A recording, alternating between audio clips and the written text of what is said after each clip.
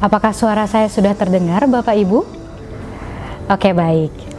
Salam Bapak dan Ibu para ASN. Pada video ini akan dijelaskan langkah-langkah dalam penyusunan sasaran kinerja pegawai sesuai Peraturan Menteri Pan-RB Nomor 6 Tahun 2022. Studi telah menunjukkan bahwa ketika pegawai dapat melihat bagaimana yang mereka hasilkan berkontribusi untuk mencapai tujuan organisasi mereka, mereka akan merasa lebih dirangkul dan termotivasi. Maka dari itu, penting bagi pegawai untuk mengetahui apa hasil kerja yang diharapkan untuk dihasilkan, kenapa itu harus diselesaikan, dan seberapa baik suatu hasil kerja tersebut. Tentunya, dalam berkinerja, perilaku juga menjadi variabel penting yang menjadi acuan. Kinerja yang akan dicapai oleh instansi pemerintah dalam rangka mencapai sasaran program prioritas Presiden untuk 5 tahun ke depan tercantum dalam rencana strategis masing-masing KLD. Renstra tentunya merupakan cerminan dari agenda pembangunan yang telah tercantum dalam Rencana Pembangunan Jangka Menengah pada level nasional atau RPJMN. Kemudian, melalui perjanjian kinerja, pimpinan instansi yang lebih tinggi kepada pimpinan instansi yang lebih rendah tercermin kinerja yang menjadi tanggung jawabnya. Sasaran dan indikator kinerja inilah yang kemudian menjadi salah satu bagian dalam proses penyusunan SKP pejabat pimpinan tinggi. Kemudian, pimpinan melalui dialog kinerja bersama pegawainya dalam rangka penyusunan strategi, pencapaian kinerja unitnya, melakukan dialog kinerja, membagi peran dan menunjukkan ekspektasi hasil kerja yang harus dicapai sesuai dengan pembagian peran masing-masing pegawai. Ekspektasi disampaikan terhadap hasil kerja pegawai dan juga perilaku kerja yang berpedoman kepada core values ASN berakhlak, beserta panduan perilakunya.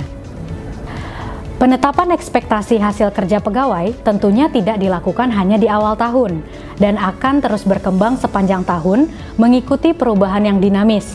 Jadi tidak menutup kemungkinan ekspektasi pegawai bertambah seiring dengan penambahan strategi kepada pegawai melalui penugasan-penugasan baru atau direktif baru. Ekspektasi tersebut diklarifikasi untuk menentukan ukuran keberhasilan atau indikator yang tepat untuk setiap hasil kerja yang dihasilkan. Penetapan seberapa baik suatu hasil kerja dihasilkan atau kita sebut dengan indikator kinerja dapat dituangkan dalam pendekatan yang kuantitatif, yakni penekanan terhadap satuan pengukuran dan angka-angka, ataupun dalam bentuk yang lebih deskriptif atau dengan narasi, yakni pendekatan yang lebih kualitatif. Berikut ialah contoh format SKP untuk JPT atau Pimpinan Unit Kerja Mandiri secara kuantitatif bersama dengan format manual dan lampirannya.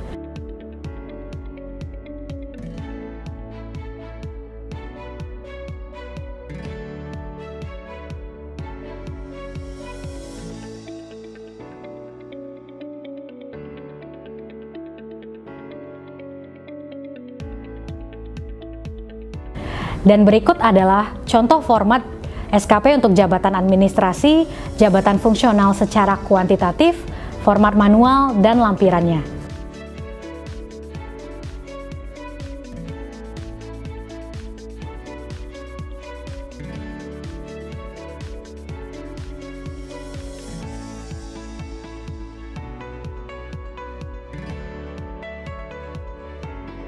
Untuk format kualitatif, berikut contoh SKP JPT, Pimpinan Unit Kerja Mandiri, Jabatan Administrasi ataupun Jabatan Fungsional berupa format manual dan lampirannya.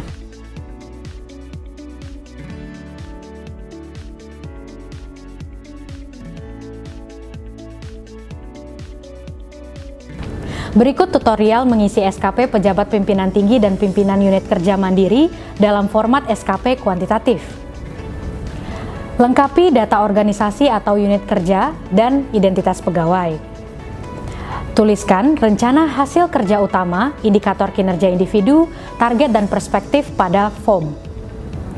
Pisahkan antara hasil kerja utama dan tambahan.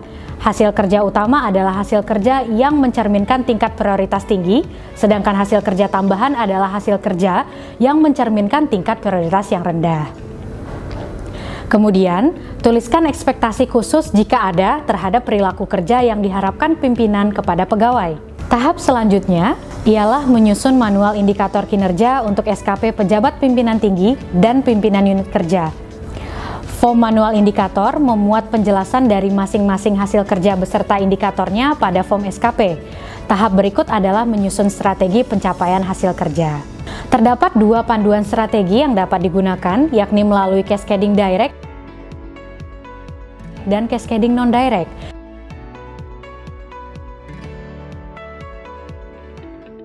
Kemudian, pembagian peran berdasarkan strategi pencapaian hasil kerja dituangkan dalam matriks peran hasil. Matriks pembagian peran dan hasil pegawai dibutuhkan untuk membagi peran berdasarkan pencapaian hasil kerja yang telah disepakati melalui dialog kinerja antara pimpinan dan pegawai, sehingga akan teridentifikasi siapa yang akan melakukan apa beserta hasil yang harus dihasilkan. Matriks terdiri dari nama pegawai, jabatan, dan kolom penjelasan terhadap outcome, produk, atau layanan yang dihasilkan pada unit kerja. Tahapan selanjutnya ialah menetapkan jenis rencana hasil kerja.